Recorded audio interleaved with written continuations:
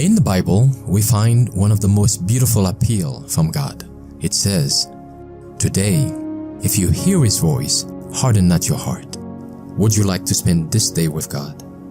Listen to this devotional. This Day with God, a devotional by Ellen G. White. Water into wine.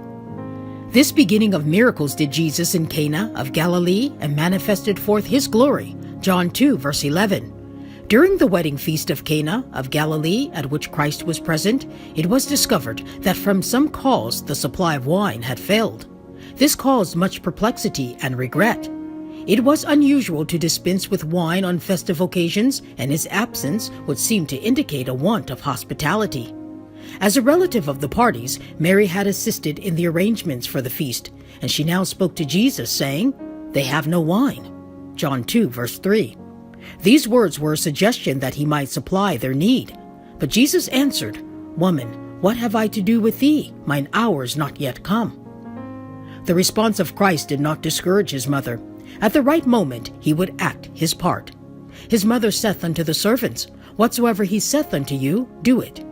And there was set there 6 water pots of stone after the manner of the purifying of the Jews, containing 2 or 3 firkins apiece. Jesus saith unto them, "Fill the water pots with water." And they filled them up to the brim.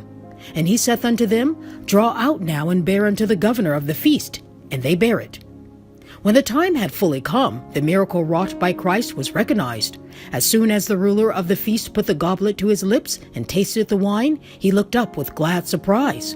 The wine was superior to any he had ever before drunk, and it was unfermented wine.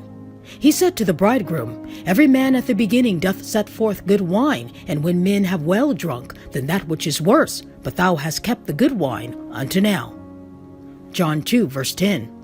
Christ did not approach the jars or touch the water. He simply looked upon the water, and it became the pure juice of the grape, clarified and refined. What effect did this miracle have? His disciples believed on Him. By this miracle, Christ also gave evidence of His mercy and compassion. He showed that He had regard for the necessities of those who followed Him to hear His words of knowledge and wisdom.